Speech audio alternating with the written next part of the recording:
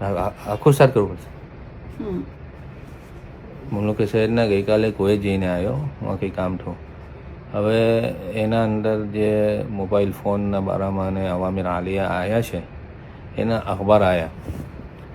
તો થાલમાં બેઠા બેઠા મમ્મીના ઘરે કોઈને અહીંયા વાત થતા થતા ફરજંદો 8-10 સાલ 12 વર્ષની શાયર હોય જ એના અંદર એ લોકોને શું સવાલ કીધો. એ લોકો શી જાણવું હતું મને કે ભાઈ એ લોકોનું શું સ્ક્રીન ટાઈમ છે. તો ફરજંદો 2-3 જણ હતા. એ લોકોએ એમ કીધું હતા કે કુરાન મજીદને હિફ્ઝ કરવાના સિવાય 1-2 કલાક તો થાય. મેં કીધું કે શું કરો યુઝ કે ગેમ રમીએ, યુટ્યુબ જોઈએ, એ સગલી મિસલથી વાતો થઈ. પછી બહાર જતા જતા એના મા બી બોલા મને કે સાહેબ મેં તો આપતી જ નહોતી, કેમ કે મને બી આ થયું કે ના આપવું જોઈએ, એનાથી નુકસાન થાય છે. પણ પિયર પ્રેશર ઇતનો થયો કે મને બી આપવું જ પડું છેલ્લે, એમ માએ કહ્યું.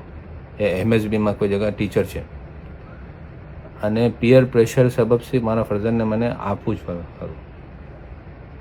એના પછી એમ બી કહ્યું કે સાહેબ મને મારી માને એટલો એમ ખરાબ ફિલિંગ આવે મને કે મેં ખરાબમાં છું નહીં આપતી. તો પિયર પ્રેશરના સબબથી બી આ ઘણા ઉમર થાય છે. પછી તાલીમિયાની એક કઈ મમનુ કે શહેરના પાસે લોકો આવ્યા હતા, વહાના ઘણા લોકો હતા અને રિજાલન નિશાન. તો એના અંદર વાત થતા થતા આ ચીજની વાત થઈ. એ સગલાને બી આ અવામીર આલિયા થાય એના ફરમાન એની અખબાર આવી ગઈ હતી. તો એના અંદર એક પર્સપેક્ટિવ મમનુ કે શહેરને એ સગલાને એમ વાત કીધી કે આપને કરવાનું તો છે જ, અને અવામીર આલિયા છે એમ કરવાનું તો છે જ, આપના ફાયદા વાસ્તે છે. પહેલે આપણે મા બાવાને સુધારવું રહેશે. આપને તો પહેલે આપીએ છીએ, આપના પાસે ટાઈમ નહીં હોતો અને આપને બીજા કામો કરવા હોય છે, ફરજંદોની તરબિયત કરતાં બીજી પ્રાયોરિટીઝ હોય છે. તેના સબબ આપને લે દીકરા મોબાઈલ લઈ લે, આઈપેડ લઈ લે અને એના અંદર એ લોકો યુટ્યુબને જોઈ છે. આપને ફાઇન ટાઈમ થઈ નીકળો, ચલો મેં મારું કે બીજું કામ કરું. તો આપને પહેલે સુધરવું રહેશે. અને ઇરશાદ આલિયા મુવાફિક મૌલાનાના એમ જ ફરમાવે છે કે બાપ બાવા ફરજંદ સાથે વધારે ટાઈમ સ્પેન્ડ કરે, એને આદાબ શીખાવે. હજારી સીમાનિયામાં મોલ્લિમીન તો જે શીખાવે છે તે તો છે જ, મગર પહેલે જિમ્મેદારી મા બાપ આવવાની છે.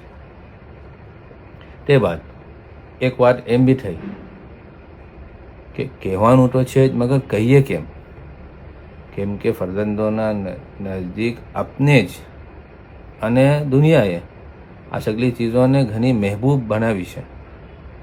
હવે અગર જો ના કહેશું તો નહીં ગમે એને, ના કહેશું તો નહીં ગમે ને એને ગમાવી છે મેં.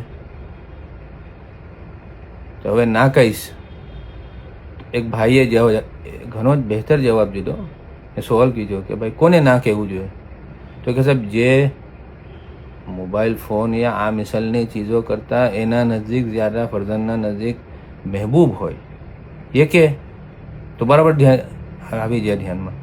બિલકુલ ભાઈએ સહી વાત કીધી ઘણી, મારા ધ્યાનમાં આવી વાત કે બચ્ચાના નજદીક મા બાવા મહેબૂબ છે જ્યાદા કે મોબાઈલ ફોન યા એ મિસલની ચીજો. બચ્ચાને તરત ખૂબીથી કહેવાનું છે આપણે કે મા બાવા જ્યાદા મહેબૂબ છે, મેં ના કહી રહ્યો છે, તમારે આ એના નુકસાન છે તેના વાસ્તે. એના પછી એક પર્સપેક્ટિવ એ બી વાત થઈ, ઘણો હેમ છે એ બી, મુકેશ સાહેબને સગલાને વાત બી કીધી કે મહેબૂબ બનાવી દીધો છે, હવે જો ના કહેશું તો નહીં ગમે એને. નેચરલ હ્યુમન ફિલિંગ્સ છે, હ્યુમન ઇમોશન્સ છે, અને સગલા જ કે ઈમાનમાં એટલા સ્ટ્રોંગ નહીં હોતા, નાના છે એ તો આપને ના કહેવું જોઈએ ને. મેં ના કહું છું, મા બાબા મેં ના કહું છું. અને જે બી એને બરાબર વાત કરીને રીઝનના સાથે ફોર્સફુલી કહેશો તો થોડો વખત લગ્ન રહેશે, તમારી બીકમાં રહેશે, મગર જ્યાં તમે એકેલા ગયા તો પાછું જ જોઈ લેશે. આપણે એના ખેર વાસ્તે કહીએ છીએ, ખેરખવાઈ વાસ્તે કહીએ છીએ, મૌલાના બી ખેરખવાઈ વાસ્તે કહે છે, કોઈ એને દૂર રાખવાની નહીં કહેતા. અચ્છો વધારે ક્વોલિટી ટાઈમ. અને આજના દુનિયાના મમલુકે શહેરના જેટલા લોકોને મિલું છું, મીનમારીના ઘરના લોકોને કિતાબો બી જોઈએ છે, જે બી શાકેલ, તો અક્સર લોકો કહે છે કે ના મેં નહીં આપતો. મોટામાં મોટા વેપારીઓ બી કહે છે કે ના આ ઉંમર પહેલે મેં નહીં આપતો. તો મૌલાના કંઈ નવી ચીજ નહીં કહે એટા, અને રૂહાનિયા ચીજ જોઈ છે. ઇતના વખત સી નજર ફરમાવતા હોય, મગર ફરજનને એની હદ મુઆફિક કહેવાનું છે ને, એને પણ જિમ્મેદારી મા બાવા લે ને ભાઈ, મા બાવા જિમ્મેદારી લે કે મેં ના કહું છું. અને અગર જો એક ઘણી નેચરલ વાત કહેવા માગું છું, ઘણી બારીક છે વાત, કે નહીં ગમે તો કંઈ નહીં, મા બાવા ના ગમા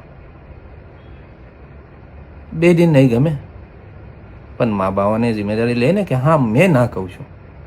આ તો શું થાય છે કે મેં મારા સેલ્ફને મા બાવા શીલ્ડ કરી દઉં છું, મેં સેફગાર્ડ કરી દઉં છું કે ના દીકરા મેં ના નહીં કહેતો, મેં ના નહીં કહેતી.